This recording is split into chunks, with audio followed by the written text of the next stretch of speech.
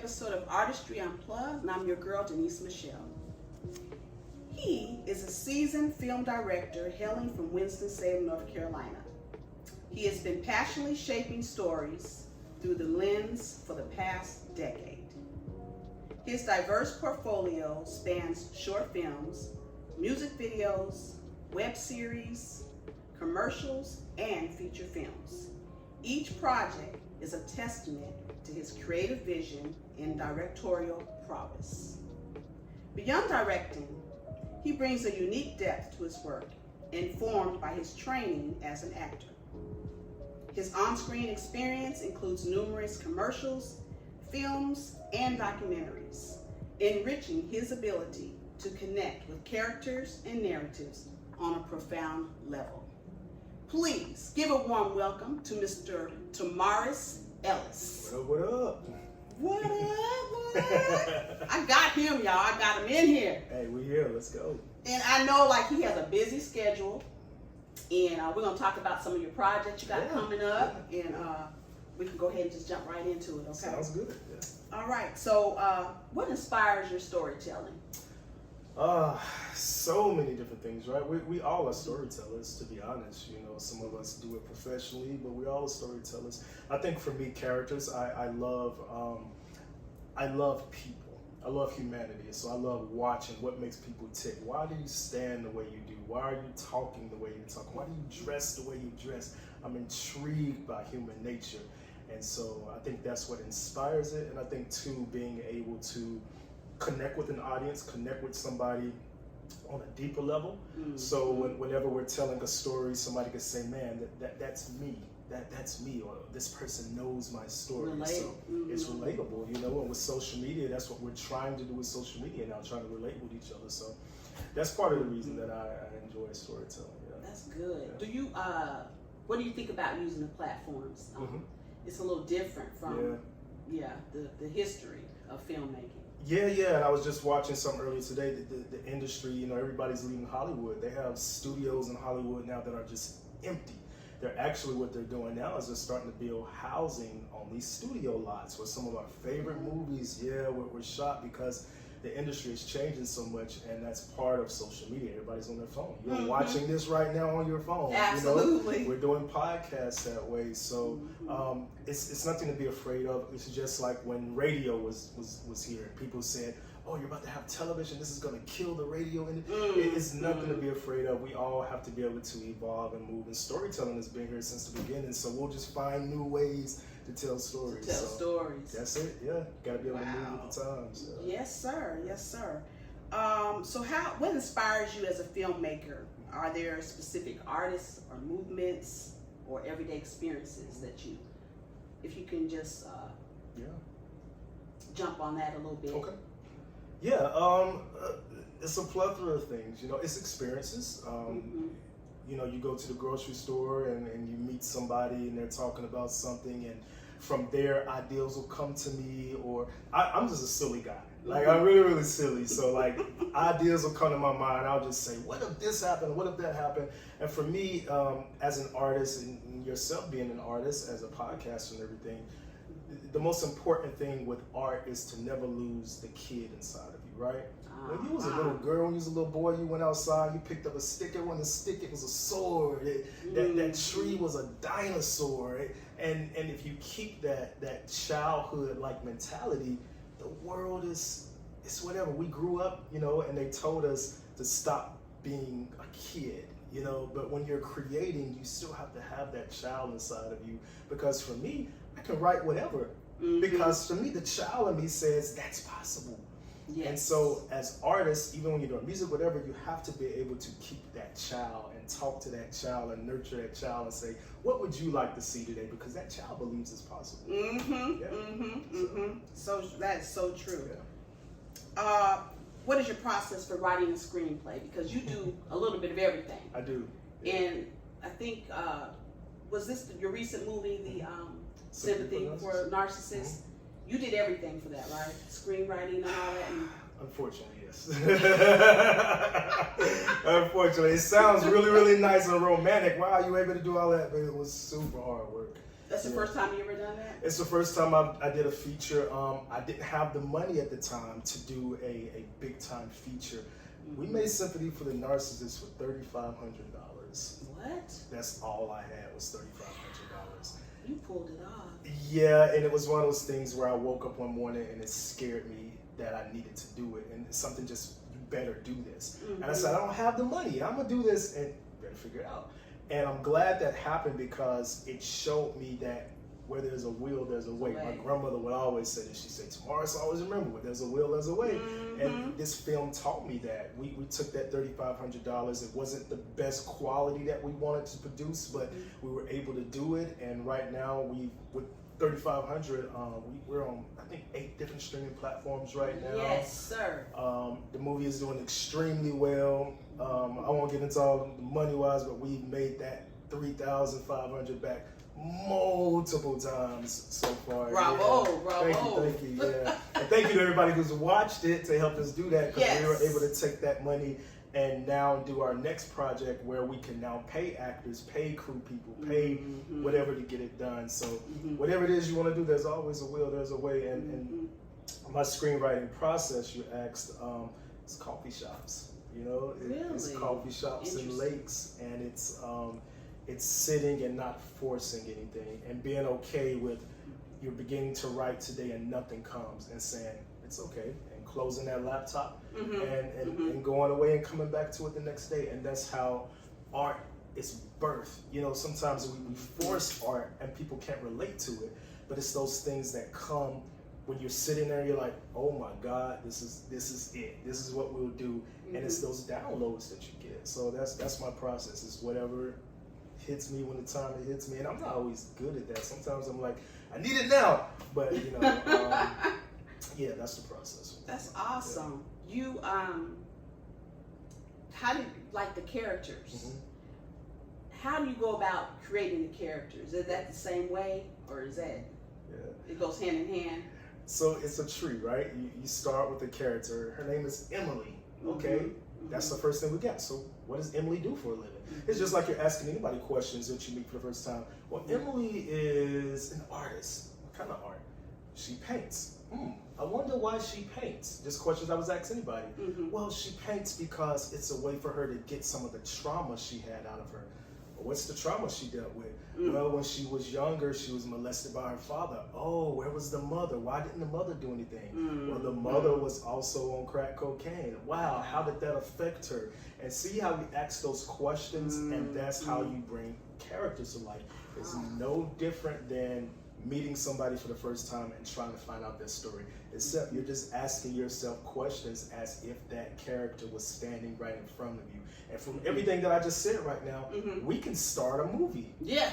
Just off of that. That's just something off the top of my head. And it's just about asking questions. Well, who's she dating? And who is he? Why does he like her? What is the trauma bond going on between those two? And it's all questions. And before you know it, you have characters built off of this one single character. And now you have a story that develops from there. Yeah. Is that the same with the plot as well? Like the plot in the film? For me, how do you go about the plot? Yeah, for me, the plot kind of comes first, and then the characters build. Like for me, it's with Sympathy for the Narcissist, I already knew that it was gonna be this. We can't give it away to people, you know. We can't tell them what happened, but you gotta go watch it for yourself. You gotta go watch it, y'all. You gotta go watch the plot twist. It was so good. Yeah, thank you for that. The plot twist came to me first, and I said, "Oh my God, that's cool." Like nobody would see that coming.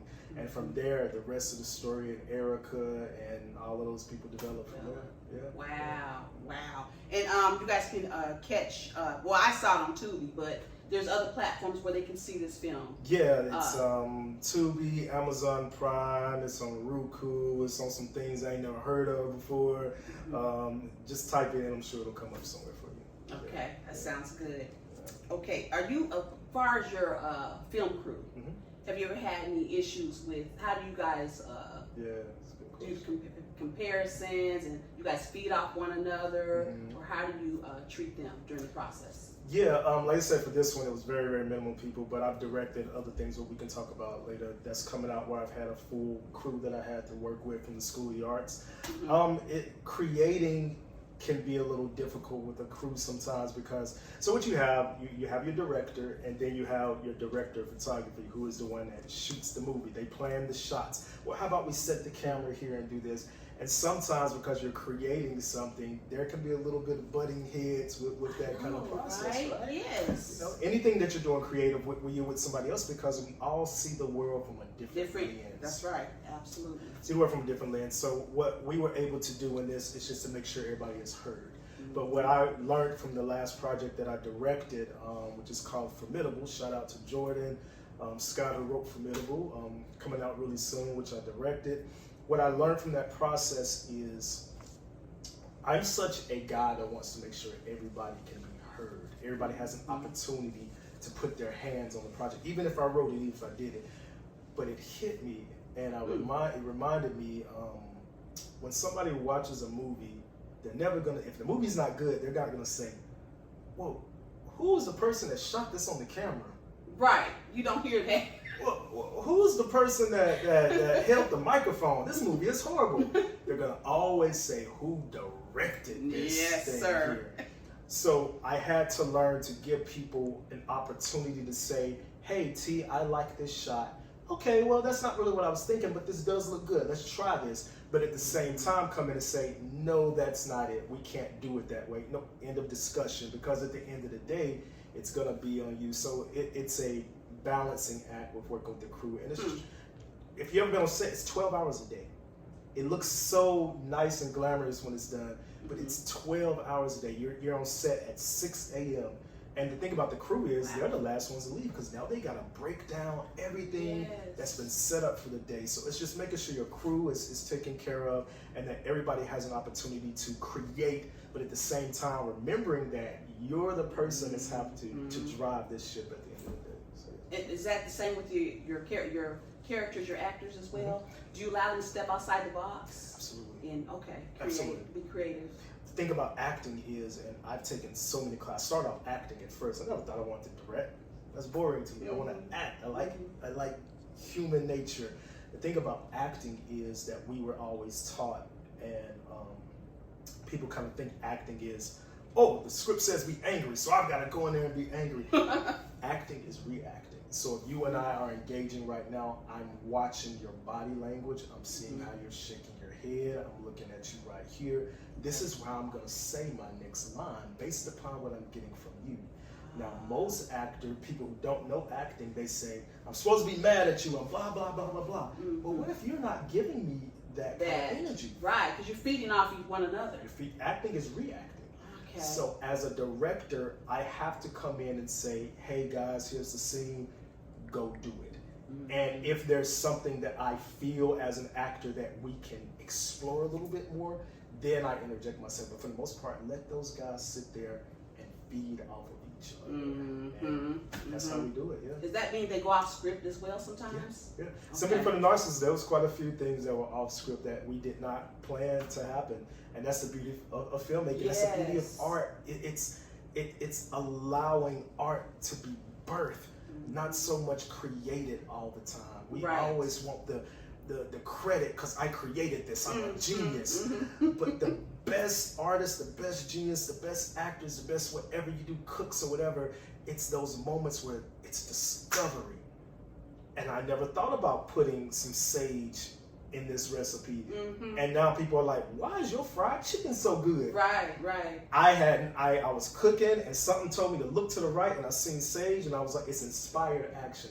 Those are the moments that make things live and breathe to the point that I couldn't have done. And there's a lot of that in Sympathy for the Narcissist. So I love freedom. that. Yeah. Ooh, that's freedom, honey. Yeah. Freedom.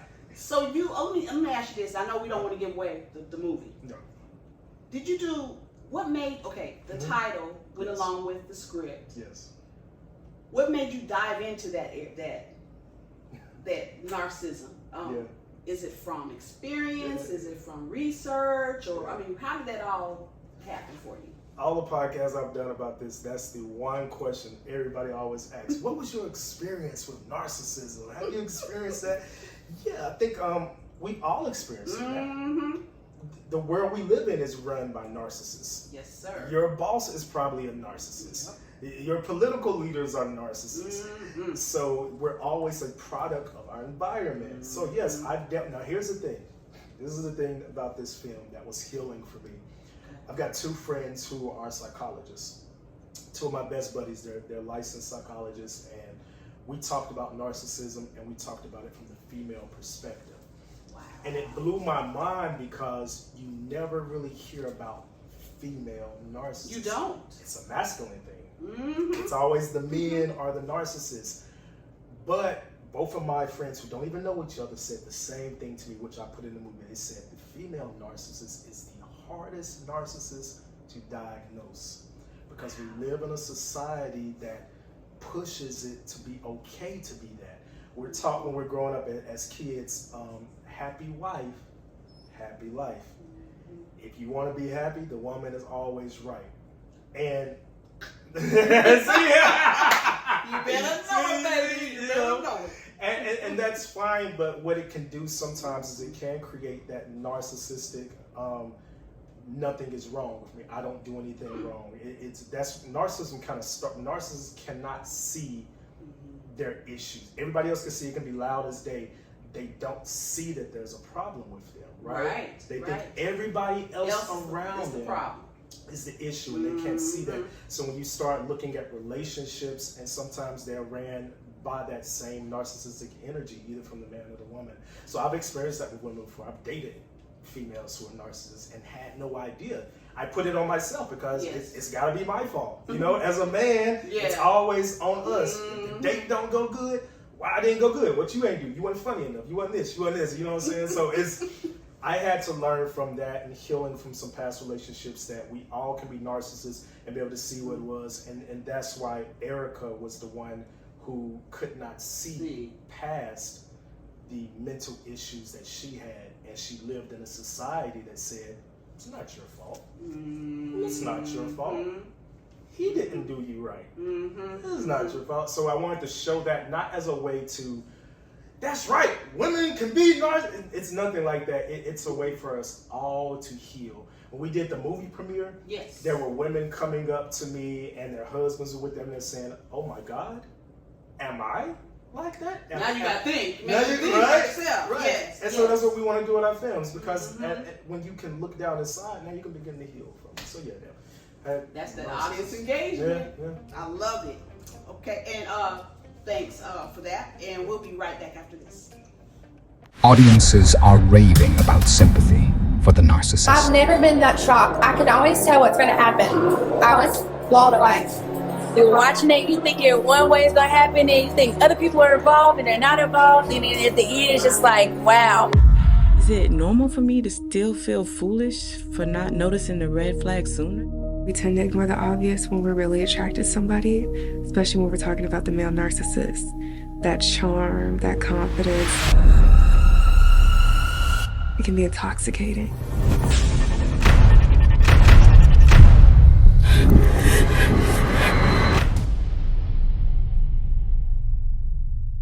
Welcome back to Artistry Unplugged, and I'm your girl Denise Michelle, sitting here with, you said it's okay for me to call you T? You call me T. For Tomarus. T. Ellis, Tomarris. Tomarus, okay, all right. So what is your favorite part about being a director? Oh man, bossing people around. No. I know that's right. I think just creating, overseeing everybody in the process and making sure everybody has what they need to be the best that they can be at the end of the day. And the fun part is the freedom to create a world that doesn't exist. We get a chance to create life in essence and make it come to life. And just being able to sit and see that on the screen for the first time and watch people's reactions from it is beautiful. It gets you high. It's a high. Yeah. It's a high, yeah. Do you like acting over directing or vice versa? I thought I liked acting more, but now I like directing more because now I get the director gets to see the whole process done. We're writing, we're editing, we're with makeup, we're with wardrobe, we're with set design. There's so many different aspects to pull a film together. With acting, It's just being in that one thing, and then you're done. And you're finished. You're finished. You're on to your next project. Mm-hmm. With directing, that movie may take a year to really polish and get together sometimes. So I think I like the directing portion, but I'm open to that even changing. Mm-hmm. I've just been open to things changing. Yeah. Wow, that's something. How you know, but that's good though. Yeah. That's good. So what do you think about? Do you use? Let me ask you this first, regarding your characters Yes. or your actors. How do you go about doing that? Finding them. Yeah. So Sympathy for the Narcissist was again no budget. So it was really just trying to find people that would be willing to work for $100, you know? And so we really couldn't do an extensive casting type thing. With the movie that we're working on now, we'll hire a cast or director that's gonna come in and she'll read the script and she'll go out and bring people into audition, and then we'll select from there. Okay. Yeah, so. Do you believe in using union actors? Yeah, one of the girls for the next one, she's a union actor. But there's different levels of the union, right? So there's SAG Ultra Low, which is your films, I think beyond below $300,000. So Yes. the rates are a lot cheaper. So you'll have actors who will be willing to come in and work that, or even work non-union.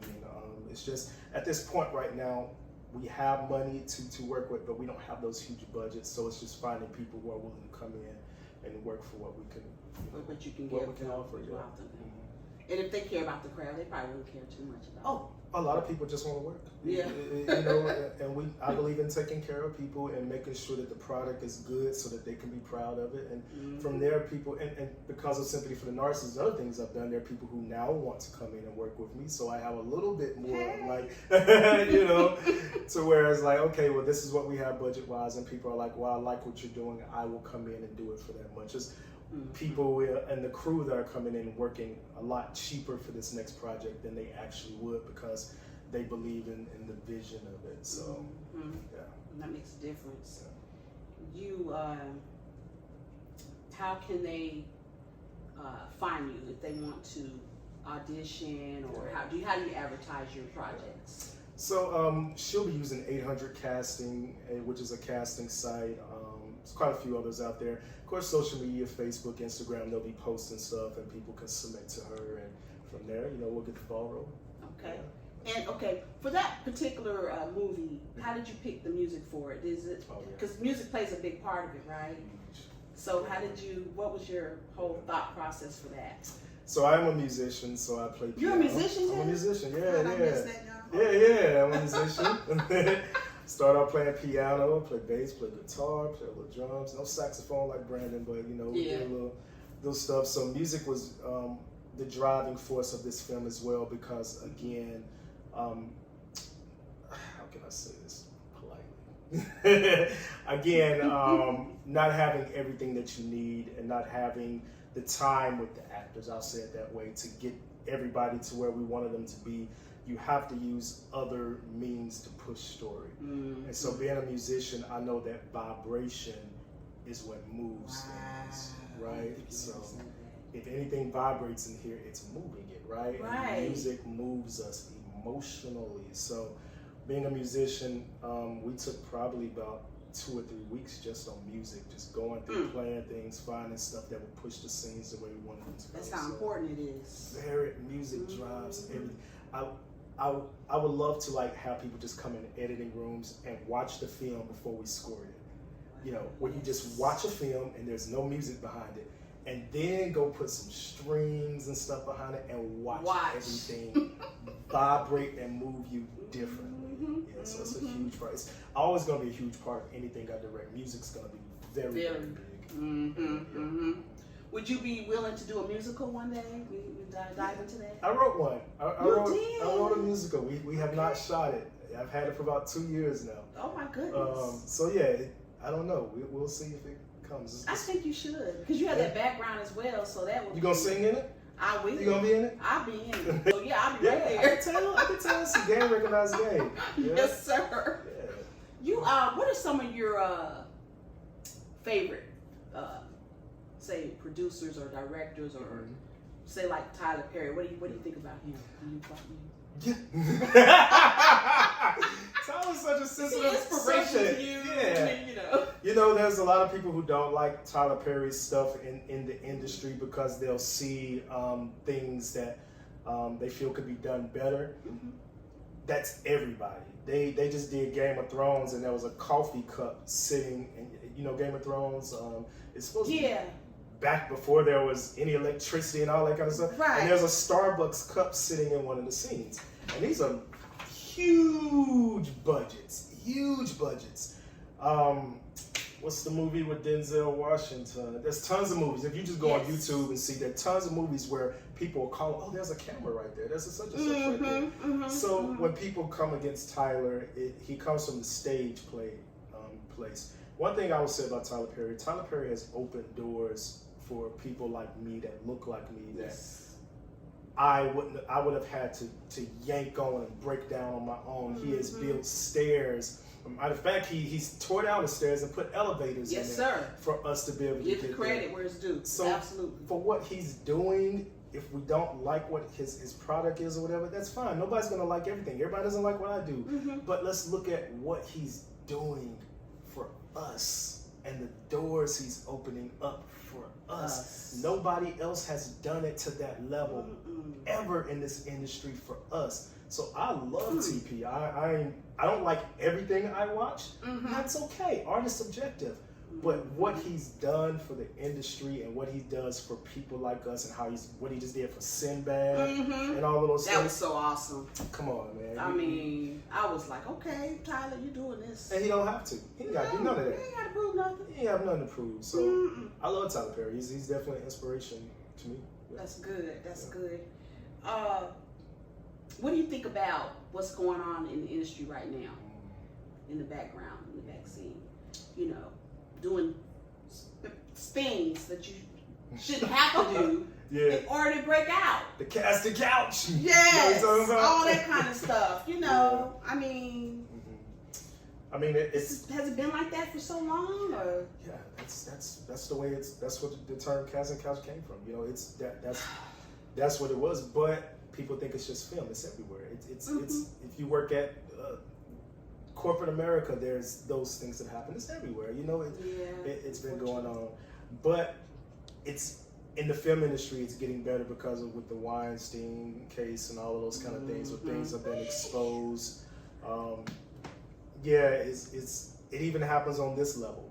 Yes. Where I'm at, where people are making movies for $10,000. There are people, I've seen it. You know, I know it. I think that's out of here. Yeah. It's humanity. It's people who just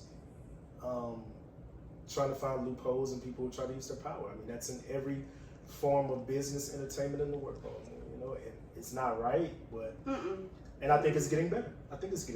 You know, Yeah, because things are getting exposed, so that's a good thing, right? Yeah. Because people like us maybe didn't know about this stuff going on, you know, because we're not in it. Yeah. You know. Yeah. It's deep. I mean,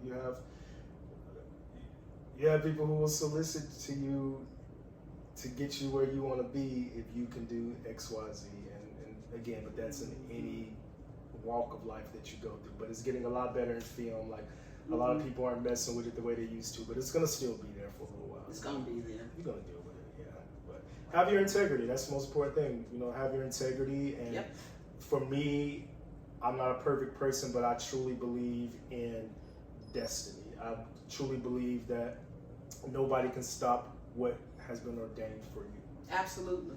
And so if that's the case, why do I need to sell myself to you? It may take me a little longer to get there, but I'm going to be where I'm supposed to be. So that's all I'll say. Yeah. Because there's a lot of independents that actually break out and do their own thing or do whatever. And back to what you're talking about, Tyler Perry's the only one who's done that. Why do you suppose it's like that? Especially for people of color, like you have like the Denzel Washingtons, you have what's the family of comedians? The Wayans brothers. I mean, they could have came together and did something like that. Yeah. I mean, you know, there's a lot of what people don't really see in industry, the way systems are designed to keep certain demographics down, right? The system outside of film and life in general is designed to keep us at bay, right? Yeah. There's a lot of things that we can say, like, why haven't we created more? Like, there wasn't, I still don't think there is a major Black-owned record label in America. Not major, they're usually a subsidiary, so it'll be up under Universal, it'll be under somebody else. Like Bad Boys was underneath. Yeah. So I think, like I said, I can't speak for them, but I think just from my studies, there's a lot of stuff that would prevent it. How Tyler Perry was able to overcome those things, I don't know. You know, but yeah. Maybe we'll know one day. Maybe we'll, and the great thing about Tyler Perry is he's giving us a blueprint. Hey, this is what I do. Let's help each other. And the great thing about, I gotta say about our people is we're learning to support each other more than we have ever. Yes. Right? Yes. So Tubi is doing so good right now because of Black cinema. Black cinema is fueling that. One of my good buddies, Emmanuel, was in a movie that was the #1 Tubi movie a few months ago. It was a Black cinema movie. It outperformed a lot of the major stuff that was on there because now we're starting to support each other now. So I think Tyler Perry has kind of been showing us how to do that a little bit more. So we're healing, we're growing, and we're becoming better. Yeah. So good. That is so good. I love it. Yeah. And I hope we continue to do so. Yeah. In all aspects. You know what all I mean? aspects, yeah. Because our communities, we need that. We need that. What is your, how do you collaborate with other people? Do you do that? You do? Yeah. Is that, what part of it? Is the writing or what? Just the writing I like to do myself. Okay. Because that's hard for me to collaborate. Like, I'll get ideas, but like if it's my baby, if I felt the download that way, that's what it is. I mean, I collaborate musically with people. I'm always asking questions. What do you think of this? What do you know? But at the end of the day, one thing one of my mentors had to teach me, he was like, it's okay to ask people what they think, but at the end of the day, you got to have that for yourself. You got to know in your heart, your intuition, what's right. Get opinions, but at the end of the day, you got to trust what's in your heart. So yeah. Absolutely. Yeah. And when you say opinions, does that mean like you go out and maybe like engage with the outside world and to see what their opinions are on what you're doing? Yeah. So in the film industry, they'll do these focus groups or whatever, right? Or more in television, but they'll do private screenings of movies and things of that nature, and they'll let people watch them, and they'll say, you know, rate it. And movies have actually been changed because people said we hate the ending to this movie, and they've gone back and they've reshot things or they've removed things around, and so that happens a lot. You know, we kind of do it on this level with a room full of a couple people. You know, your director of photography, and people might look at it and say, hey, what if we change this? But it's really big. But at the same time, you don't want to lose your fingerprint on that just to appease everybody else, because you got your audience. Yes, you know, that's true. You got your audience. True. You got to be true to your audience. You got to be true to your audience. Yeah. Now you have also been. You were in the miniseries, TV miniseries, The Bridge. Yeah, I was. And was it 2 seasons that you were on that? I think it was just 1 season. 1 season. Yeah. Okay. Yeah. Was that on Tubi? Shown on Tubi? What was that? That was Amazon Prime. Okay. Yeah. Okay. That was Amazon Prime. Yeah. How was that? Brandon Bias. Yeah. How did you like that, playing in that? I loved it. I love that character. I love the freedom that Brandon, who directed and wrote it, gave us to do it. It was fun. That's when I was really still in my acting, chop days. So. Okay. Okay. Yeah, so we've done that. I've done a ton of commercials. I started out doing commercials. And that was the first time I started acting. Got into the theater part of it, and then more into the film section. So yeah. Okay. And you did some documentaries. Yeah, I did a documentary. If you go to South Carolina State House, you'll see me there hosting their documentary. We did that a few years ago. So yeah. All right. Yeah. You if let me see how I want to put this. If you could go back and talk to the young Tomorris, what would you say to him and what you're doing now? I think the first thing I would say to him is it's going to be all right. That's the first thing you have to say to him. I talk to him all the time. I told you I'm very connected to the little boy that's inside of me, but I would tell them it's going to be all right, and to just keep pushing, and to know you have a voice, to know that your voice is something that should be heard, to know that you are worthy of love, to know that you're worthy of all of these things that, you know, the world tries to tear you down at a young age. And I would just say, follow your passions, follow your heart, and just know everything's gonna be all right. And just follow your heart. That's it. I think everything I've gone through, even though I don't like it, you know, I don't think I would change it, because it made it. People used to say that, it used to piss me off. I'd be like, you know, listen, I wouldn't change a thing because it made me who I am. I was like, I would. I don't never want to go through that stuff. Let me go back. I dare you. Right. I don't want to go through none of that. I know that's right. You know, but I think maybe just even the last month or so, I've just looked at things and been like, you know what, man, that made me who I am. Look at the way I can tell stories now. Yep. I can tell stories from some deep, deep places because of the deep struggles I've gone through. So there it is. Just keep going. And what would you tell an inspiring filmmaker? What would you tell them? I think the most important thing is to find your voice. When I was doing music, gosh, just having this conversation, we're working on scoring the second film that we're working on. So I'm talking to the guy who, because I can pay people now, I'm talking to the guy who's going to be doing the music for this one. And we were talking about when I first started producing and doing music, the producing group that I was under was training us, and they would say, well, no, you can't do the hi-hats, you can't do the drums like that because people ain't doing that no more. Oh, no, you need to do it this way, you need to do it this way. And I got so stuck in that because they were grooming us to be industry ready, right? So you gotta follow the patterns of the industry so you can make money and do all of this. The way music is now, there is no, people are still making, they're making 70s music again. Right. They're making 60s, 80s music again because people are free to just be like, no, this is what I feel. So I would say to anybody coming up, you know, don't just go and find what's going on right now because you're gonna be behind. Find your voice. What if you are going to make something better? What if you're supposed to be the next thing, but you can't be that because you're trying to copy what Tyler is doing, you're trying to copy what Jordan is doing, you're trying to copy what whoever is doing, and you lose your voice. You lose the part of you that's special because nobody else can be you. I don't care who you are. I don't care if you and I grew up the same place and had some of the same experiences, it's still going to be different, even from the standpoint of you being a female and being male, right? So follow your voice, do what you do, because you never know who wants what you've got. Don't downplay what you've got, because you don't know who is looking for you. Now, if they come looking for you and you look like Tyler Perry, how they gonna get you? If they come looking for you and you looking like everybody else, you don't have it. So one of the biggest things for me is I write it, I shoot it the way I see it, and I say, that's what art was about. It was like, here I am, I'm naked. I hope you like it, but if you don't, I can't change it because this is who I am. So don't try to, and especially nowadays, we don't have to live up to all of these standards because, like you said earlier, you can go on social media and put your stuff out and make money and be you. Just be you. Let people come find you. That's easier said than done. Right. Well, you heard it right here on Artistry Unplugged. All right. So you, what do you got going on? What kind of projects you got coming up that we should look forward to?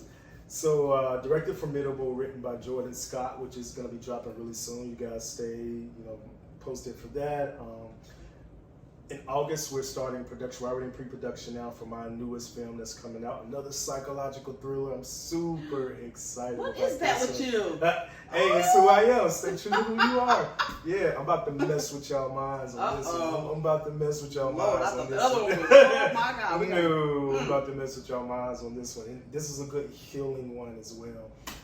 I won't get into it too much because we're still in pre-production. But yeah, I would love to come back and talk to you about it once we get it done. But that sounds good. Yeah, we have those. I have a couple of the projects that I'm directing for other people as well. So yeah, we're just excited to get that out. I have a music project that I'm working on as well that's called Medicinal Vibrations.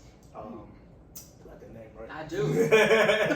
Medicinal Vibrations is going to be a pill bottle, but on the cover you'll see music notes coming out of it. And so each track is just like you would take a pill for a headache. Well, you take track 1 if you need to relax. You take track 2 if you're feeling angry. So we have those things coming out as well. Just a lot of different just creating. That's it. And living and being who you were created to be. If you can live in that space, it's a beautiful thing. So yeah. Are you hoping that something will definitely like really take off? Are you willing to? Where do you want to go with this? Do you want to?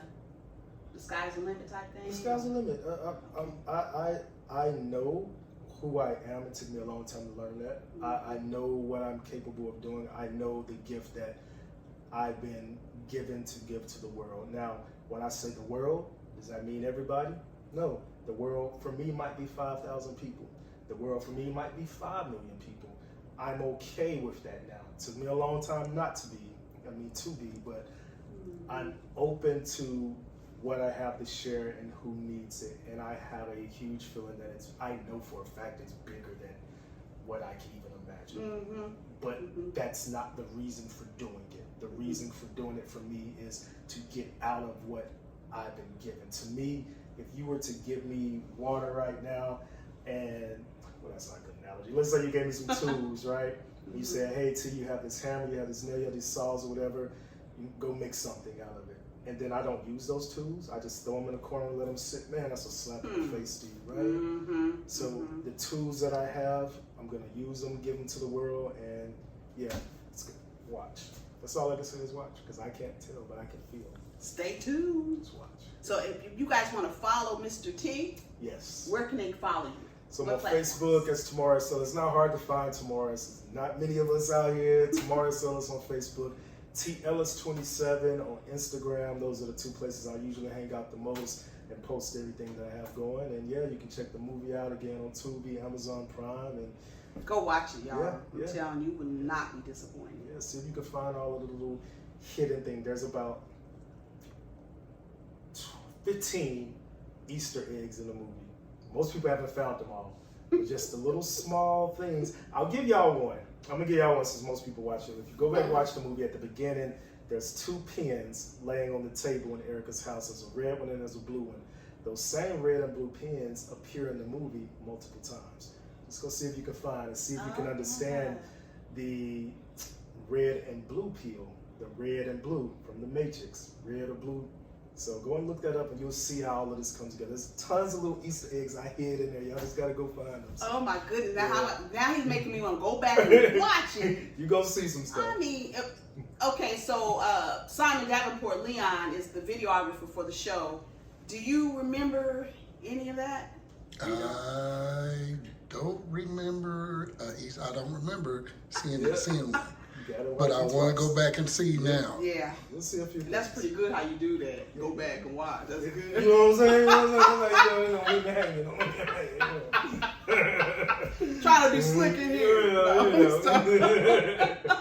Well, it was so good having you here. And is there anything else you want to share besides the superpower? Because I always got to ask that. The superpower. Yeah, you had a superpower pertaining to filming. What would it be and why? Pertaining to filming, wow. Oh, man. Oh, gosh, that's such a good question. It's a really good question. I think pertaining to filming and superpower for me would probably be able to just, which is probably contradicting a lot of things I just said, but probably being able to just go back in time, just kind of rewind some things. And because once you film something, you go back, you be like, oh, I wish I would have thought of that, or I could have done that differently. But again, that's not the way it was supposed to be, but that's probably what I would choose, yeah. All right. All right, any last words? No, thank you for having me. This has been great. I appreciate it. Well, we appreciate having you. Thank you so much. And come back and see us. Definitely will. Especially when you get ready to drop something. Absolutely, yeah. You got to be in the next project. You got to be in the... I know, right, y'all? Yeah. Y'all can see her in the project singing. All right, well, thank you so much. And we'll see you next time. Artistry Unplugged.